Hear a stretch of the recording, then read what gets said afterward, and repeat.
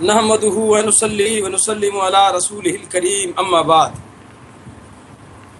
فاعوذ باللہ من الشیطان الرجیم بسم اللہ الرحمن الرحیم قال عز وجل فی کلام المجید والفرقان الحمید قد افلح المؤمنون الذین هم فی صلاتهم خاشعون وقال النبی صلی اللہ علیہ وسلم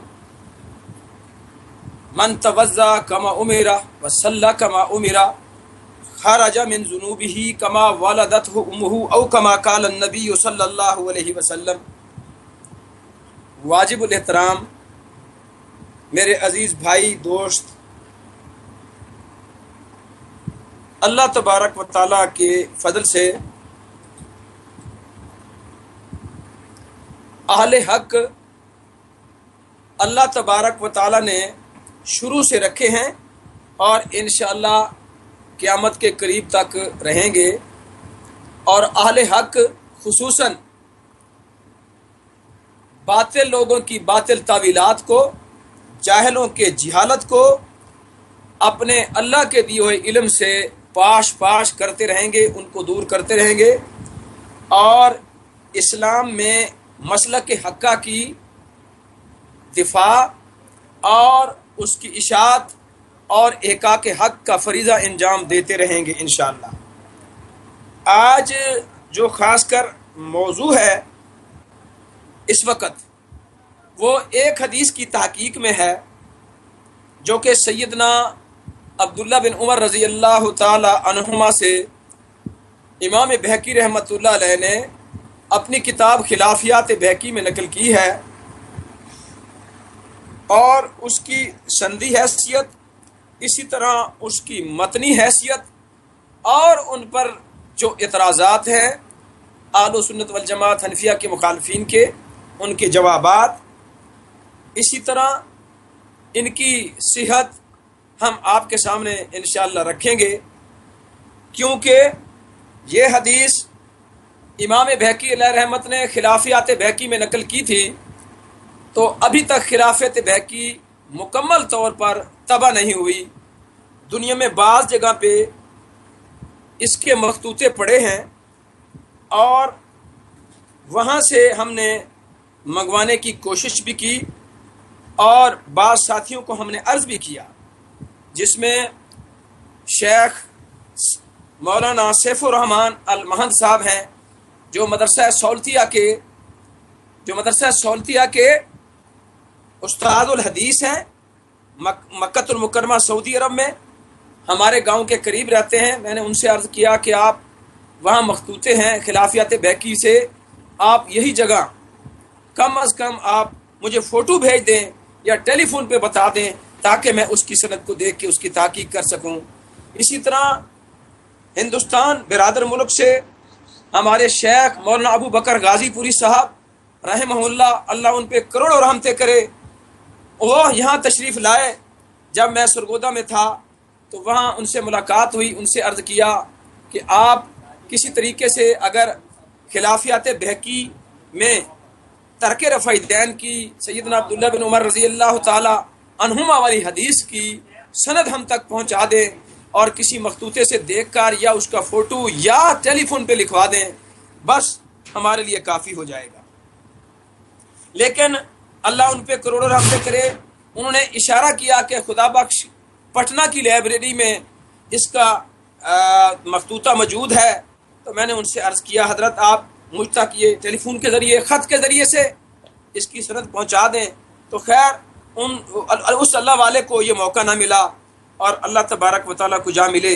بہرحال میں نے بھائی محتشم صاحب جو میرے بڑے پیارے اور چھوٹے بھائی ہیں، اس سے میں نے جب اس چیز کا اصرار کیا اور ارادہ ظاہر کیا، انہوں نے بڑی تگ و دو سے مراکو سے، غالباً جنوبی افریقہ فاس مراکو سے، انہوں نے خلافیات بہقی کا یہ نسخہ اور مطلوبہ جگہ فوٹو منگوا کر مجھ تک پہنچائی۔ میں اس کا بڑا شکر گزار ہوں، اور پھر میں نے اس پر تحقیق کی۔ تو اصل میں اس پر سند مکمل نہ ہونے سے، جیسا کہ نسب الرایا ذیلی کے اندر یہ حدیث موجود ہے، اور اسی طرح البانی صاحب نے اس کو اپنے کتابوں کے اندر ذکر کیا، اور اسی طرح شرح سنن ابن ماجہ کے اندر امام مغلطائی رحمۃ اللہ علیہ نے بھی محمد بن غالب سے روایت کر کے نقل کر کے اس سے آگے والی سند کو بیان کر دیا، لیکن امام بہقی اور محمد بن غالب کے درمیان جو ایک یا دو راوی تھے اس کو انہوں نے ذکر نہ کیا۔ تو اس طرح مجھ پر مسئلہ ویسے کہ ویسے تھا، کیونکہ پاکستان میں یہ غیر مقلدین کے جو ذہبی زمان سمجھے جاتے ہیں بقول ان کے، اس نے اپنی کتابوں کے اندر نور العینین کے اندر بارہا اس کا یہ پورا چیپٹر لکھا، تحقیقی مضمون لکھا، اس میں اس نے لکھا کہ خلافیات بہقی میں حدیث ہے یہ عبداللہ بن عون الخراج کی روایت، بعض لوگوں نے درج ذیل روایت کو پیش کیا، یہ ان کا نور العینین کا جو ایڈیشن ہے یہ بالکل لیٹسٹ ہے، آخری سے آخری، بالکل آخری 2012 کا، اس کا صفحہ نمبر 83 ہے۔ اس پر وہ عنوان قائم کرتے ہیں عبداللہ بن عون الخراج کی روایت، بعض لوگوں نے درج ذیل روایت کو پیش کیا ہے، اور یہاں سے لکھا ان عبداللہ بن عون الخراج حدثنا مالک عن الزہری عن سالم عن ابن عمر رضی اللہ عنہما ان النبی صلی اللہ علیہ وسلم کان یرفع یدیہ اذا افتتح الصلاۃ ثم لا یعود، اور آگے حوالہ دیا الخلافیات للبہقی بحوالہ نصب الرایا صفحہ 404 جلد اول نور الشبہ تصنیف حبیب اللہ ڈیروی صاحب دیوبندی صفحہ 61 و 62، یہ انہوں نے حوالہ دیا، اور ان کی کتاب کا صفحہ نمبر 83 ہے۔ یہ آخری سے آخری اس کا نسخہ جو ان کی مرنے سے پہلے تباہ ہو گیا۔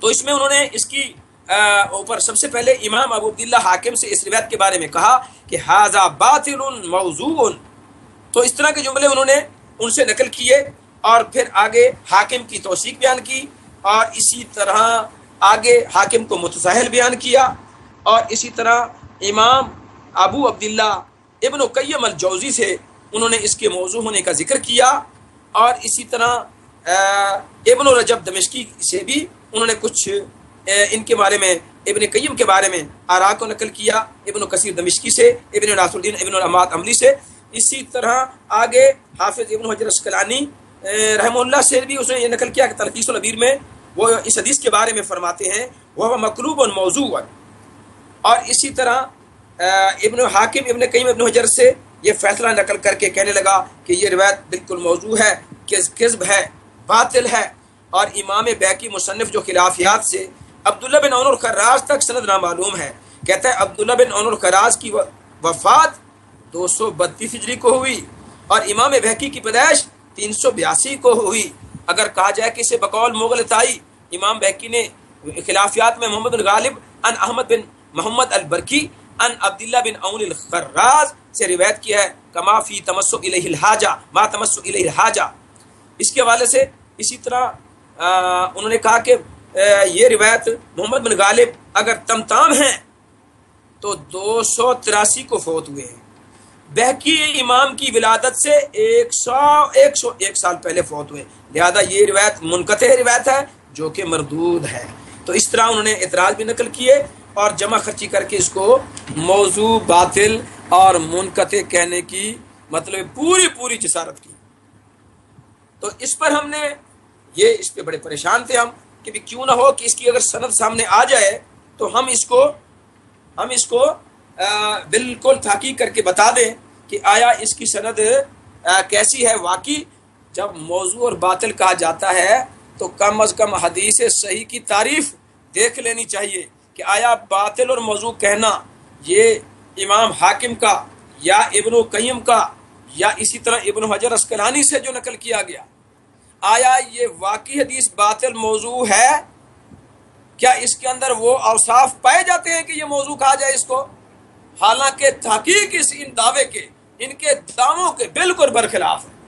اس لیے ایک موقع پہ حافظ ابن حجر اسقلانی نے خود فتح الباری کے مقدمے میں حدیث الساری میں لکھا کہ بہت سارے محدثین علماء کی یہ عادت ہے کہ وہ اپنے ائمہ متقدمین کی آراء کو، بات کو نقل کرتے ہیں، تقلیداً حسن ظن کرتے ہوئے تقلیداً نقل کرنے میں راحت محسوس کرتے ہیں، حالانکہ والاتقان بخلاف ذالک، حالانکہ تحقیق اس کے برخلاف ہوتی ہے۔ یہ صرف اور صرف حسن ظن کر کے ان کے کلام کو نقل کرتے چلے جاتے ہیں، حالانکہ تحقیق خلاف ہوتی ہے۔ یہی حال اس حدیث میں ہے۔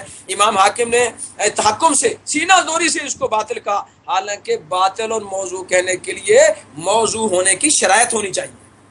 آخر کچھ شرطیں ہیں، موضوع روایت کی بھی شرطیں ہیں، یہ نہیں ہے کہ جس کو دل چاہے آپ موضوع کہہ دیں۔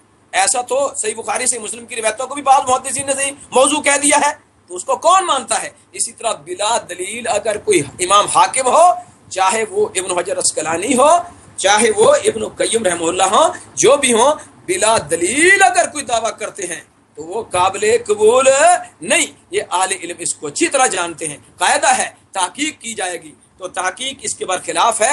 یہ حدیث الحمدللہ ہم نے تحقیق کی ہے، بالکل حدیث عبداللہ بن عمر، جو میں نے ابھی آپ کے سامنے سند بھی پڑھوں گا، متن بھی پڑھوں گا، اس کے ایک ایک راوی کی توثیق بھی آپ کے سامنے رکھوں گا، اور پھر اصول حدیث کے اعتبار سے سندن متنن آپ آگے گفتگو کروں گا کہ یہ روایت موضوع ہے، بالکل نہیں ہے، اور جو موضوع کہنے والے ان کے پاس کیا دلیل ہے؟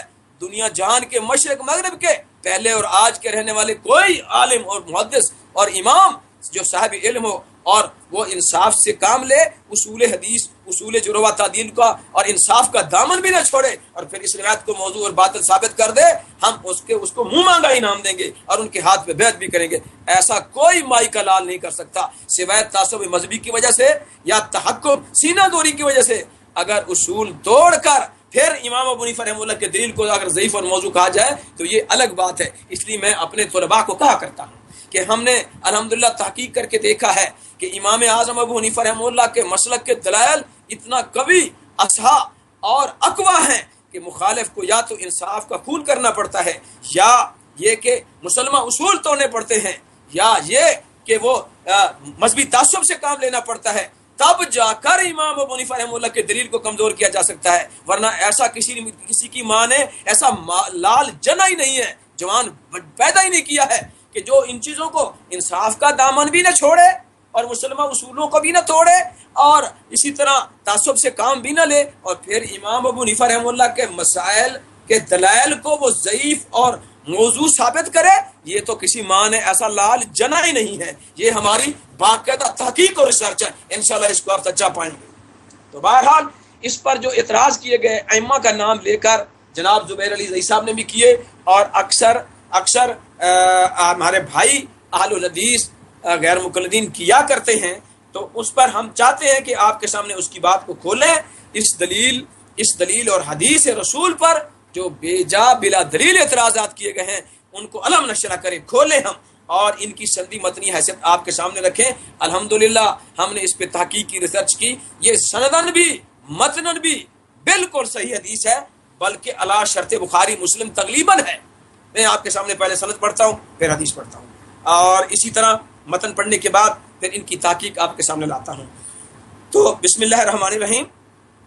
قد روى الامام الحافظ المحدث ابو بکر البہقی رحمہ اللہ قال وربما تعلقوا بما اخبرنا ابو سعید بن محمد بن احمد الشعیبی الادر حدثني ابو عبد الله محمد بن غالب من حفظی ببغداد حدثنا احمد بن محمد بن خالد البراسي حدثنا عبد الله بن عون الخراز حدثنا مالك عن الزهري عن سالم عن ابن عمر رضی اللہ عنہما ان النبی صلی اللہ علیہ وسلم کان یرفع یدہ اذا افتتح الصلاة ثم لا يعود قال ابو شعیب اسنادہ صحیح علی شرط البخاری تغلیبا وعلی شرط مسلم جدا وللہ الحمد۔ الخلافیات للبہقی صفحہ 179 پیج نمبر، اور فاس مراکو کا نسخہ ہے یہ کلمی۔ اسی طرح مختصر خلافیات بہقی لے احمد ابن فرح جلد 2 صفحہ 90 پر یہ روایت موجود ہے۔ نصب الرایا لحافظ الزیلی جلد اول صفحہ 479 پر موجود ہے۔ شرح سنن ابن ماجہ لحافظ المغلطائی جلد 5 صفحہ 1472 پر موجود ہے، اور نیل الفرقدین لمحدث الکشمیری رحمہ اللہ صفحہ 127 پر، اور اس کے علاوہ کتب میں بھی یہ روایت موجود ہے، لیکن الحمدللہ ہمارے پاس اس کی سند پہنچ گئی، ہم اس کی سند کی تحقیق آپ کے سامنے لاتے ہیں۔ نمبر 1 امام بہقی رحمۃ اللہ علیہ، جن کی پیدائش 384 میں ہے، وفات 458 ہجری میں ہے، اور ان کو ائمہ نے کیا کہا ہے؟ الحافظ، العلامۃ، الثبت، الفقیہ، شیخ الاسلام وابورک له فی علمہ، الامام شیخ خراسان، ما من شافعی الا ولی الشافعی علیہ منا الا ابا بکر البہقی فإن له المنۃ علی الشافعی لتصانیفہ فی نصرت مذہبہ۔ یہ امام بہقی رحمہ اللہ کے بارے میں ائمہ نے آرا دی کہ آپ ثقہ ہیں، آپ امام ہیں، حافظ ہیں، ثابت ہیں اور فقیہ ہیں، اور اسی طرح آپ امام ہیں، شیخ و خراسان ہیں، آپ کے علم میں اللہ نے برکت رکھی ہے۔ اسی طرح یہ کوئی ایسا شافی نہیں جس پر امام شافعی علیہ رحمت کا احسان نہ ہو، الا یہ کہ امام ابو بکر بہقی ایسے شخص ہیں جن کا احسان خود امام شافعی پر ہے۔ کیوں؟ اس لیے کہ انہوں نے اس کے امام شافعی کے مذہب کی نصرت میں کتب تصنیف کی ہیں، ان کے مذہب کی نصرت میں تصانیف کی، اور اس میں ان کے مذہب کی نصرت کو بیان کیا۔ نمبر ایک امام بہقی رحمہ اللہ شافعی ثقہ ہو گئے۔ آگے ان کے استاد محدث ابو سعید بن محمد بن احمد الشعیبی، جو العدل کے جملے اور وصف سے معروف ہیں، الامام ابو سعد سعید بن محمد الشعیبی النیسابوری الکرابیسی، ان کے بارے میں العدل المحدث الشیخ معروف من اہل الحدیث سمع ہوا و ابوہ و اولادہ واشتہروا بہ وابنہ اسماعیل سمع الکثیر وہذا ابو سعد سمع حوالی الخمسین ولا ثلاثمائہ والثلاثمائہ ورحل فی طلبہ وادرک الاسانید العالیہ بالعراقیین وصنف وجمع الابواب وافاد الاولاد۔ روی عنہ ابو عثمان سعید بن محمد البحیری عن ابی عمرو محمد بن حسن بن عمر محمد بن حسن بن عمران المقدسی قلت ذهبی روی عن عبد الله بن ابراہیم البزاز وعبد الله بن حسین الصوفی ومحمد بن ابراہیم السلیتی وحامد بن محمد الحروی وعلی بن حسن الصوفی والحسن بن محمد الزبیری ومحمد بن احمد المفید وعلی بن ہارون الحربی ومحمد بن عبداللہ الجوزکی واحمد بن حسن البخاری وابو عمرو بن نجیع وجعفر بن محمد ونصر بن محمد الصوفی وعلی بن اللیث وابو عمرو ابن ابی طلحہ وغیرهم وروی عنہ البہقی وابو عثمان البحیری والمطہر وغیرهم فهو ثقة صدوق وللہ الحمد۔ یہ امام ابو سعد سعید بن محمد الشعیبی جو امام بہقی علیہ رحمت کے استاد ہیں، اس حدیث کے دوسرے راوی ہیں۔ ان کے متعلق ائمہ نے یہ کلام کیا امام شافعی کے بارے میں، امام بہقی کے بارے میں جو میں نے نقل کیا تھا، وہ سیر اعلام النبلاء لذہبی جلد 13 صفحہ 529 پر، تذکرۃ الحفاظ لذہبی جلد 3 صفحہ 219 پر تھا۔ اور یہ امام شعیبی کی جو ترجمہ میں نے سنایا آپ کو، آپ کے سامنے رکھا، یہ المنتخب من السیاق تاریخ نیساپور صفحہ 231 232، اور اسی طرح عبد الغافر الفارسی کی کتاب ہے المنتخب من سیاق تاریخ نیساپور جلد اول صفحہ 247، اور رقم و ترجمہ 737 لابی اسحاق السیرفینی والتاریخ النیسابور للحاکم جلد اول صفحہ 88، اور رقم و ترجمہ 1828۔ اسی طرح واکمال الاکمال لابن النکتہ جلد اول صفحہ 231، واللباب لابن الاسیر جلد 2 صفحہ 199، والثالث من فوائد ابی عثمان جلد اول صفحہ 1، والانساب للسمعانی جلد 8 صفحہ 113، وتوضیح المشتبہ للذهبی جلد 5 صفحہ 343، اور تفسیر للمشتبہ لتحریر المشتبہ لابن تفسیر المنتبہ لتحریر المشتبہ لابن حجر جلد 2 صفحہ 814، وتاج العروس للزبیدی جلد 3 صفحہ 145 وغیرہ۔ ان کتابوں میں امام شعیبی جو امام ابو بکر خطیب امام ابو بکر البہقی رحمہ اللہ کے استاد ہیں، ان کا ترجمہ آیا کہ وہ اتنے محدثین سے روایت کرتے ہیں اور اتنے محدثین کے شاگرد ہیں، اور وہ کیا ہیں؟ وہ عادل ہیں، محدث ہیں، معروف ہیں اہل حدیث میں سے، اور یہ گویا کہ ثقہ ہے۔ اسی طرح اس کا تیسرا راوی امام ابن غالب محمد بن غالب، کیا لکھا ہوا تھا؟ حدثنی ابو عبداللہ محمد بن غالب فی بغداد۔ امام ابن غالب جو کہ تقریباً جن کی وفات ہے 395 فی روایت 396 ہجری 396 ہجری، محمد بن غالب ابو عبداللہ المحدث الفقیہ ابن صفار المالکی احد الائمہ وکان حافظا للفقہ عالما بشروط متقدما فیہا مفتی الاندلس وارتحل واخذ عن احمد ابن صالح المصری وسحنون واحمد بن अखी इब्न वहब व यूनुस बिन अब्दुल आला व अहमद बिन मोहम्मद बिन खालिद अल बर्रासी व जमाअतुन फहुव सिकतुन सुदूकुन वलिल्लाहिल हम्द। ये शख्स जो इमाम इब्न गालिब मोहम्मद बिन गालिब अबू अब्दुल्लाह अल मुहद्दिस अल मालकी है और ये उंदलस का मुफ्ती है और ये अहदुल अइम्मा है, कान हाफिदन, ये सिका है, हाफिद है।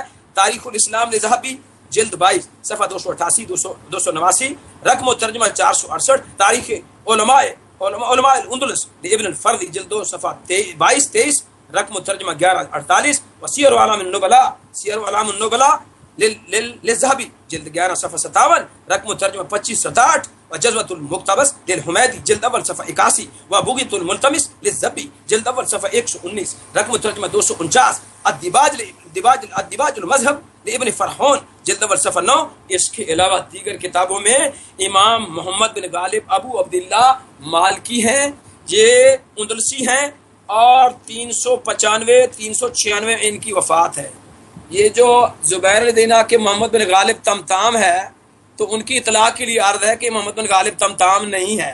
इनके बड़े और मोतमदल है जो अलबानी है, उन्होंने भी लिखा ये मोहम्मद बिन गालिब है, गलत लिखा उन्होंने, ताकि किसके बरखिलाफ है। ये अहमद बिन मोहम्मद बिन खालिद अल बरासी के जो उस्ताद हैं और इसी तरह शुएबी के जो शागिर्द हैं वो मोहम्मद बिन गालिब अबू अब्दुल्लाह अल मालकी हैं। ये मोहम्मद बिन गालिब तमताम नहीं है। ये बता देना चाहता हूँ कि यहाँ ताकीक अलबानी की भी गलत थी, ज़ुबैर अली दई की भी गलत है। तो ये मालकी और मजहब मुहद्दिस है और ये सिका है, किसी एक मुहद्दिस ने इस पर जरा नहीं की है। तो ये तीसरा रावी भी सिका। चौथा रावी अल इमाम अहमद इब्न मोहम्मद अल बर्रासी जिनकी वफात 300 हिजरी में है, एक रिवायत में 302 में है और एक रिवायत में 325 हिजरी में है। ये जो अहमद बिन मोहम्मद अल बरासी है, ये जो लिखा उन्होंने अहमद बिन मोहम्मद अल बरकी या बिरती, बिल्कुल गलत लिखा। जिसने भी लिखा या किसी कातिब की गलती है या उन्होंने अपनी जानबूझ के जहालत की वजह से लिखा। ये इमाम अहमद बिन मोहम्मद अल बरती अहमद बिन मोहम्मद बिन ईसा अल बिरती अल काजी नहीं है, जो कि हनफी है, मुहद्दिस है, सिका है, वो नहीं है। ये अहमद बिन मोहम्मद अल बर्रासी बगदादी है। अब इनके बारे में अम्मा ने क्या कहा?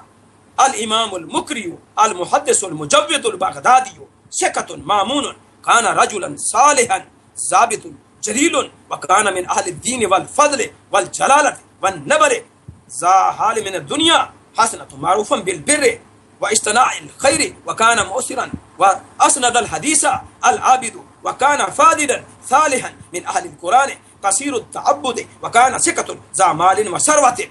ये उनके बारे में अइम्मा ने लिखा। इनके बारे में अइम्मा ने ये लिखा कि ये जवान सिकतुन मामूनुन, सिका रावी है। इमाम बैकी सिका, इमाम शुआइबी, इमाम अबू साद सईद बिन मोहम्मद शुआइबी सिका, इसी तरह इमाम मोहम्मद बिन गालिब सिका, इसी तरह इमाम अहमद बिन मोहम्मद अल बरासी आज सिका। एक रावी इसका सिका आ रहा है। क्या वजह है? जो सिकात से मरवी रिवायत और बातिल और मौजू होती है, कौन सी रिवायत बचेगी फिर इसमें? घर में बैठ के ऐसा डंका बजा दिया और डींग मार दी कि मौजू है, लेकिन मैदान तहकीक में निकले नहीं है। निकलते तो पता चलता। हमें कहते हैं तहकीक किया करो, खुद तकलीद करते हैं, खुद तकलीद में डूबे हुए हैं।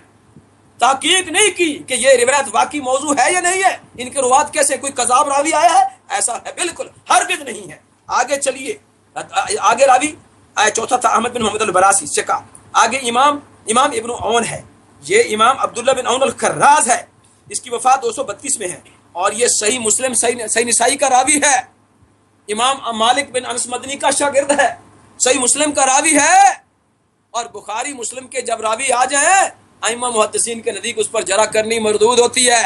तो बहरहाल इमाम इब्न औन, इनके बारे में अइम्मा ने क्या कहा? अल इमामुल मुहद्दिसुल ज़ाहिदु अल आबिदु सिकतुन सालिहुन मामूनुन व कान मिन खियार इबादिल्लाह व कान मिन अल अबदाल सिकतुन मामूनुन सिकतुन आबिदुन।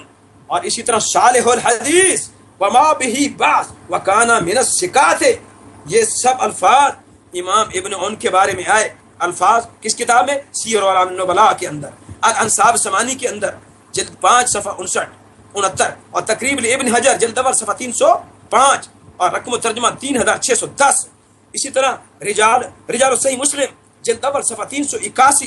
اور اسی طرح یہ جو کتاب ہے امام خلیلی کی الارشاد جلد اول صفحہ 246. اسی طرح تہذیب الکمال مزی جلد 15 صفحہ 404 رقم و ترجمہ 3470. الکاشف للذہبی جلد اول صفحہ 583 رقم و ترجمہ 2897. تو امام ابن اون بھی صحیح مسلم کا راوی بالکل ثقہ ہے. اسی طرح آگے چلیں چھٹے نمبر پر امام مالک بن انس مدنی جن کی پیدائش 93 ہجری میں ہے، وفات 179 ہجری میں، پورے سیاستہ کے راوی ہیں. اب پورے سیاستہ کے راوی صحیح مسلم کے راوی، ان سے ضعیف روایت ہوتی ہے، ان سے باطل اور موضوع روایت ہوتی ہے. بات کرتے ہوئے اللہ سے ڈرنا چاہیے تھا لیکن ایسا کیا نہیں گیا. تو ان کے بارے میں مالک الامام الحافظ فقیہ الامہ شیخ الاسلام المدنی الفقیہ امام دار الہجرہ مالک اثبت فی کل شیء یعنی فی الظہریہ راس المتقنین و کبیر المثبتین اذا اجتمع الثوری و مالک والاوزاعی علی امر فهو سنۃ وان لم يكن فیہ نص. یہ امام مالک بن انس مدنی کے بارے میں تذکرۃ الرفات ذبی جلد صفحہ 154-55 اور اسی طرح رقم ترجمہ 199 تقریب ابن حجر جلد 2 صفحہ 565 رقم ترجمہ 6685. اس کے علاوہ کتابوں میں آگے چھٹا ساتواں راوی امام زہری ہیں جن کی پیدائش تقریباً 50 ہجری میں ہے اور وفات 124 ہجری میں ہے، اور یہ پورے صحاح کا راوی ہے. کیا ہے؟ اعلم الحفاظ. ان کے بارے میں ائمہ کیا کہتے ہیں؟ اعلم الحفاظ الامام لم یبکی احد اعلم بسنت ماضیۃ من الظہریہ وکانا جلیلا الفقیہ الحافظ متفق علی جلالتہ و اتقانہ. یہ امام زہری علیہ رحمت جو 7ویں نمبر پر اس کا راوی ہے اس کا ترجمہ ہے، اور یہ تذکرۃ الرفات جلد اول صفحہ 83 رقم ترجمہ 97. اسی طرح تقریب ابن حجر جلد 2 صفحہ 592 اور رقم ترجمہ 6548. آگے چلیے 8واں راوی امام سالم ہے. یہ سیدنا عمر فاروق رضی اللہ تعالی عنہ کا پوتا ہے، سالم بن عبداللہ. یہ 106 ہجری میں ان کی وفات ہے، پورے صحاح کا راوی ہے. المدنیو الفقیہ الحجۃ احد من جمع بین العلم والعمل والزہد والشرف احد الفقہاء السبعۃ وکان ثبتا عابدا فاضلا. تذکرۃ الوفات جلد اول صفحہ 68 اور رقم ترجمہ 77 و تقریب جلد اول صفحہ 194 رقم ترجمہ 2251. اور نمبر 9 پر سیدنا عبداللہ بن عمر الامامنا سیدنا عبداللہ ابن عمر رضی اللہ عنہما متوفى 73 ڈیٹ آف ڈیتھ. پورے صحاح کا راوی صحابی ہے. صحابی تو خیر کسی کا بھی راوی نہ ہو تو کیا فرق پڑتا ہے وہ سیاستہ کا. صحابی تو اصحابہ تو کلہم مدعون، لیکن یہ مشہور جلیل القدر صحابی عبداللہ بن عمر رضی اللہ عنہما صحابی مشہور وہو احد المقصرین من الصحابۃ العبادلات وکان من اشد الناس اتباعا للعصر. ان کا یہ حال تھا. الصحابہ تو کلہم مدعون تقریب جلد اول صفحہ 303 رقم ترجمہ 3580. تو بالتحقیق والیقین سیدنا عبداللہ بن عمر کی یہ روایت جو میں نے شروع میں پڑھی جن کا متن یہ ہے کہ ان ابن عمر رضی اللہ عنہما ان النبی صلی اللہ علیہ وسلم کانا یرفع یدہ اذا افتتح الصلاۃ ثم لا یعود. ترجمہ سن لیں. حضرت عبداللہ بن عمر رضی اللہ تعالی عنہما سے روایت موجود ہے، وہ مروی ہے، فرماتے ہیں کہ بے شک نبی اقدس صلی اللہ علیہ وسلم کانا یرفع یدہ آپ رفع یدین کرتے تھے اذا افتتح الصلاۃ جب نماز کو شروع کرتے تھے، جب نماز کو شروع کرتے تھے، افتتاح نماز میں کرتے تھے. ثم اس کے بعد کیا کرتے تھے محبوب؟ سیدنا عبداللہ بن عمر فرما رہے ہیں ثم لا یعود. ثم لا نافیہ ہے، وہی وہ لا الہ والا نافیہ ہے لا. ثم لا یعود یہ اعادہ. پھر دوبارہ رفع الیدین کا شروع نماز میں کرنے کے بعد پوری نماز میں اعادہ نہیں کرتے تھے، پوری نماز میں دوبارہ رفع الیدین نہیں کرتے تھے. محبوب کی اس نماز کو، اس کیفیت کو، رفع الیدین کے مسئلے کو سیدنا عبداللہ بن عمر نے سند صحیح کے ساتھ بیان کیا ہے، جو علی شرط البخاری تغلیباً، علی شرط مسلم جداً یقینی طور پہ مسلم کی شرط پر ہے اور تغلیباً ہے، کیونکہ عبداللہ بن عون القراز جو امام مالک کے شاگرد ہیں وہ بخاری کے راوی نہیں، صحیح مسلم کے راوی ہے، اس لیے ہم نے یہ حکم لگایا کہ علی شرط البخاری تغلیباً اور علی شرط مسلم جداً، ایک ایک راوی اس کا سکہ ہے۔ میں پوچھتا ہوں پہلے اور بعد والوں کو کہ کون سا راوی اس میں ہے جو کذاب اور وضاح ہے، جس کی وجہ سے یہ روایت کہیں ھذا باطل موضوع ہے، یہ باطل موضوع ہے۔ بغلیں بجانے والے، تقلید اندھی کرنے والوں کو شرم آنی چاہیے۔ تحقیق کا نام لیتے ہیں، امام حاکم سے بنیادی طور پہ مذہبی نصرت میں آ کر خطا ہوئی، غلطی ہوئی، اس کو پلے باندھ دیا ابن القیم نے غلط تقلیداً، اور اس کو پلے باندھ لیا ابن حجر اسقلانی نے تقلیداً، اور یہ تحقیق کا نام لینے والے پاکستان اور ہندوستان پوری دنیا میں جو آج کل اپنے آپ کو بڑے محقق کہتے ہیں، بجائے تحقیق کرنے کے اندھی تقلید کی، کل عامہ اندھوں کی طرح، اور فوراً ان سے الفاظ نقل کر کے موضوع باطل اور خوشیاں بغلیں بجانے لگے۔ اور سنیو، تمہاری یہ روایت تو موضوع ہے، جھوٹی ہے، باطل ہے، ائمہ نے کہا ہے۔ بھئی ائمہ کے پاس دلیل کیا ہے؟ بلا دلیل جی، ہم جو پوچھتے ہیں جی باطل موضوع کی دلیل کیا ہے، کہتے ہیں بس باطل موضوع۔ بھئی وجہ ذوف بتاؤ، وجہ باطل بتاؤ، وجہ موضوع بتاؤ، کیوں قاعدہ ہے والحکم المطلق بغیر علت سند ہی غیر و مشروع ہے، وہ قابل بلا دلیل تو دنیا جہان میں کسی کی بات قابل قبول نہیں ہے، اور یہ میدان دلیل کا ہے، دلائل سے بات کرو نا۔ بھئی کیا بات ہے آپ کے پاس، کون سا کوئی ٹیلی فون آیا ہے کہ باطل ہے موضوع ہے؟ نہیں، باقی ہمارا دل کہتا ہے کہ وہ ہمارے مذہب کے خلاف ہے۔ اچھا، جو تمہارے مذہب کے خلاف ہے وہ باطل موضوع ہوتی ہے، تو تمہارے مذہب کے خلاف تو بخاری میں کھڑی ہیں 3 طلاق 3 ہی ہوتی ہیں، وہ بھی باطل موضوع ہوں گی پھر، ہے کیوں جی؟ یہ تمہارے مذہب کے خلاف ہے نا، تم 3 طلاقوں کو ایک کہتے ہو، امام بخاری کہتا 3 ہے، اور حدیثیں نقل کر رہا ہے 3، قرآن کی آیتیں بھی نقل کر رہا ہے، تو وہ قرآن کی آیتیں بھی باطل موضوع ہوں گی، اور اسی طرح نبی کی حدیثیں بھی باطل اور موضوع ہوں گی۔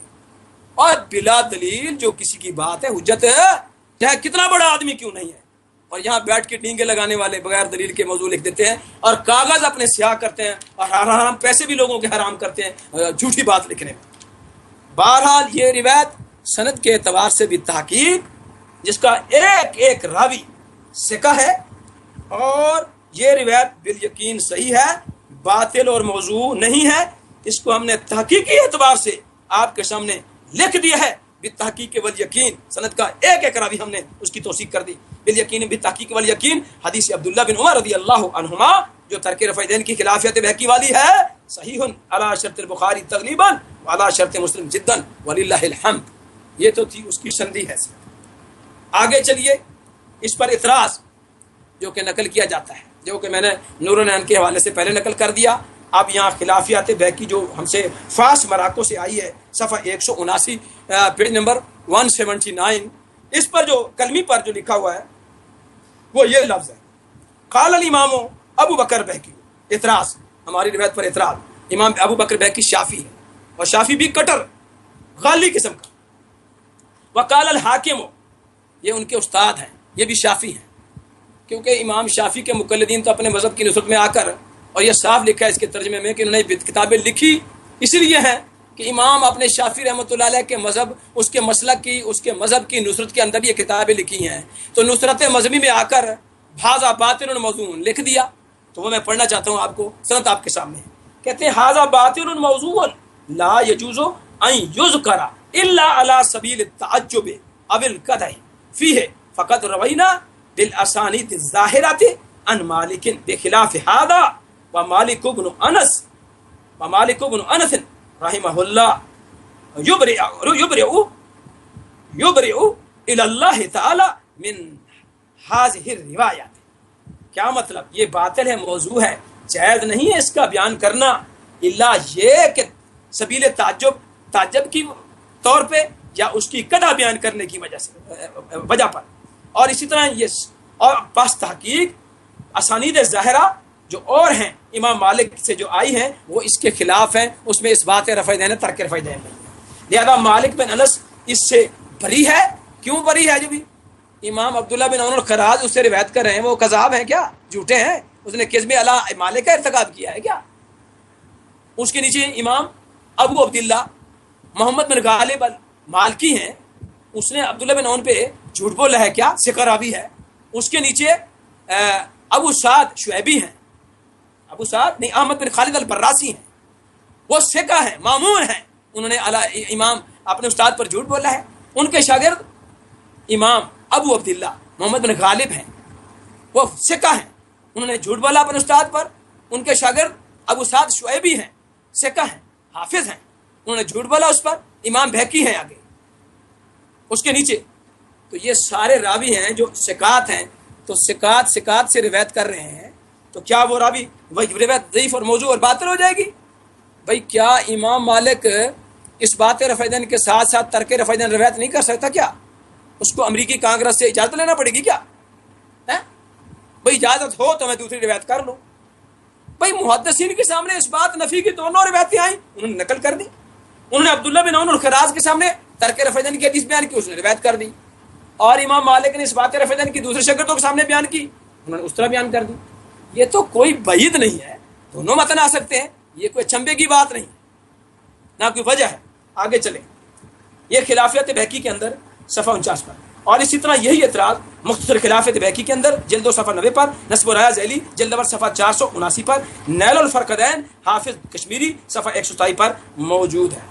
تو اس پر سب سے پہلا میرا جواب تحقیق کے لحاظ سے توجہ فرمائیں. پہلا جواب، دوسرا جواب. پہلا جواب کچھ اس طرح ہے کہ کچھ مبادیات ہوتی ہیں. الجواب الاول، الحمدللہ مذکورہ حدیث کی سند کے تمام روات بالتحقیق ثقہ و صدوق ہے، ثقہ و صدوق ہے. اور جیسا کہ ہم نے ان کا ذکر کر دیا ہے، ایک ایک راوی کا ذکر کر دیا حوالے کے ساتھ. اور ثقہ صدوق عادل راویوں سے مروی حدیث با تعریف ائمہ فقہا و محدثین صحیح ہوتی ہے. میرا کہنے کا مقصد ہے میرے دوستوں، میرے بھائیوں، میری بہنوں، میرے بیٹوں، میرے عزیزوں، علماء کرام قابل احترام، یہ آپ کی توجہ کے لیے میں عرض کر رہا ہوں. آیا صحیح حدیث کی تعریف جو فقہا نے، جو محدثین نے کی ہے، آیا وہ تعریف اور شرط اس میں پائی جاتی ہے نہیں پاتی؟ مثلا امام اعظم ابو حنیفہ رحمہ اللہ 150 میں وفات ہے، وہ کہتے ہیں کہ میں پہلے کتاب اللہ سے لیتا ہوں، نہ ملے پھر نبی کی سنت سے لیتا ہوں، نبی کی سنت سے مسئلے اخذ کرتا ہوں، میں عمل کرتا ہوں، لیتا ہوں، استنباط کرتا ہوں. وہ کیا ہوتے کیا ہے؟ والآثار ای الاحادیث الصحاح عنہ التی فشتہ فی ایدی الثقات عن الثقات، یعنی میں احادیث صحیح لیتا ہوں جو ثقات عن ثقات سے مروی ہوتی ہے. امام ابو حنیفہ رحمہ اللہ فرما رہے ہیں کہ صحیح حدیث کون سی ہوتی ہے؟ جو ثقہ عن ثقہ سے مروی ہو. آگے چلیں. وکانا یطلب احادیث الثقات ثقاتا والآخر من فعل النبی صلی اللہ علیہ وسلم وما ادرک علیہ عامۃ العلماء من اہل الکوفہ. امام ابو حنیفہ رحمہ اللہ فرماتے ہیں کہ میں، یعنی امام ابو حنیفہ رحمہ اللہ ایسے شخص تھے جو احادیث ثقات کی طلب میں لگے ہوئے تھے، اور خصوصاً ان احادیث میں جو آپ کا آخری سے آخری فعل ہوتا اس کو لیتے، اور اپنے اہل کوفہ کے اہل علم فقہا محدثین صحابہ تابعین کو جس پر پاتے اسی پر عمل کرتے. اور ایک روایت میں کیا لفظ ہے؟ کان ابو حنیفہ شدید الفحص عن الناسخ من المنسوخ عن الناسخ من الحديث والمنسوخ فيعمل بالحديث اذا ثبت عنده عن النبي صلى الله عليه وسلم وعن اصحابه وكان عارفا بحديث اهل الكوفه. امام ابو حنیفہ رحمہ اللہ کا یہ مسلک تھا، ضابطہ تھا، قاعدہ تھا.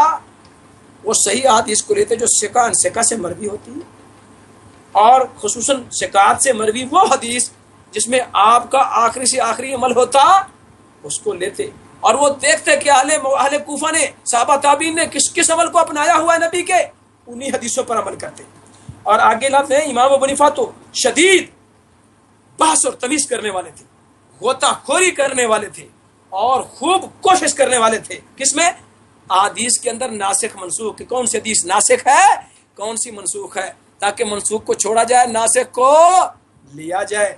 تو امام ابو حنیفہ رحمہ اللہ کیا کہتے تھے؟ فیامر بالحدیث اذا ثبت عنده. امام ابو حنیفہ رحمہ اللہ کے نزدیک جب حدیث ثابت ہو جاتی اس پر عمل کرتے، جو نبی پاک صلی اللہ علیہ وسلم سے آئی اور جو ان کے اصحاب رسول سے آئی. اور امام ابو حنیفہ کیا تھے؟ کانا عارفم بحدیث اہل کوفہ تھے، اور اہل کوفہ کی تمام احادیث پہ عارف تھے، جاننے والے تھے، اور بلکہ کتاب الوصیہ میں کہا کہ 5 لاکھ حدیثوں کے حافظ. کتنے کے؟ 5 لاکھ حدیثوں کے حافظ امام ابو حنیفہ رحمہ. تو یہ امام ابو حنیفہ رحمہ اللہ کی یہ جو میں نے عبارت نقل کی. اخبار ابی حنیفہ للسیمری صفحہ 1066، فضائل ابی حنیفہ لابن ابی روام صفحہ 99 98، مناقب موفق المکی جلد نمبر صفحہ 99، تاریخ ابن معین جلد نمبر صفحہ 351، الانتقال ابن عبد البر ضم الکلام للحروی، المدخل للبہقی، فتاوی یسألونک، تاریخ بغداد، تہذیب الکمال مزی، تاریخ بغداد للخطیب، مناقب ابی حنیفہ للذهبی، الخیرات الحسان ابن حجر، مجلہ جامع ام القرى المسودہ فی اصول الفقہ لابن تیمیہ، اور اس طرح مختصر المؤمل لابن شامہ، تہذیب لابن حجر، طبقات سنیہ للغزی، ارشیف ملتقی اہل الحدیث. اسی طرح اخبار ابی حنیفہ سیمری مسودہ، اور اس طرح اصول الدین عند الامام ابی حنیفہ، المدخل الی دراست، مجلہ جامع ام القرى، ان کے اندر بھی یہ روایتیں امام ابو حنیفہ رحمہ اللہ سے جو میں نے پڑھی ہیں وہ موجود ہیں. یہ امام ابو حنیفہ نے صحیح حدیث کی شرط اور تعریف بیان کی ہے. 150 میں وفات ہے، ابھی ائمہ سیاستہ تو پیدا ہی نہیں ہوئے تھے. قال الامام الحافظ المحدث شعبۃ بن الحجاج، ان کی وفات 160 میں ہے، اور بڑے مشہور محدث ہیں، بصرہ کے رہنے والے ہیں. سب سے پہلے جرح و تعدیل پر انہوں نے باقاعدہ اس فن کو پڑھایا، اور بصرہ کے رہنے والے ہیں، کوفی المذہب ہیں، مذہب ان کا وہی ہے اہل سنت والجماعت حنفیوں والا. امام ابو حنیفہ رحمہ اللہ کے معاصر ہیں. کہتے ہیں اذا حدثک ثقۃ غیر ثقۃ فلا تاخذ، جب تمہیں کوئی حدیث بیان کرے ثقہ سے اور وہ ثقہ غیر ثقہ سے روایت کرے بیان کرے، فلا تاخذ، تو اس کو تم نے لینا نہیں، پکڑنا نہیں، ان کو نہیں لینا، ان کو نہیں پکڑنا. آگے فرمایا وَإِذَا حَدَّثَكَ غَيْرُ ثِقَةٍ عَنْ ثِقَةٍ، اور اگر تمہارے سامنے کوئی محدث اس طرح حدیث بیان کرے جو غیر ثقہ ہو اور ثقہ سے روایت کرے، فلا تاخذ، تم اس کو بھی نہ لینا، اس کو بھی نہ پکڑنا، وہ بھی قابل قبول حدیث ہے نہیں. فرمایا وَإِذَا حَدَّثَكَ ثِقَةٌ عَنْ ثِقَةٍ فَخُذْهُ، جب تم سے کوئی حدیث ثقہ عن ثقہ سے روایت کرے، فَخُذْهُ، پکڑو، قبول کرو، عمل کرو. یہ امام شعبہ نے صحیح حدیث کی تعریف کی ہے. آج اردو رسالوں میں تعریفیں لکھ کے خوش ہو رہے ہو. یہ ائمہ نے متقدمین نے کیا لکھا ہے؟ الجرح والتعدیل للرازی، اس کے اندر صفحہ 2 صفحہ 29 پر یہ سند کے ساتھ موجود ہے. 112 پر تاریخ الثقات ابن شاہین کے اندر صفحہ 112 پر، الجرح والتعدیل لادی دل 2 صفحہ 28 پر. آگے چلیں، امام سفیان ثوری تیسرے ہیں. قال الامام الحافظ المحدث الفقیہ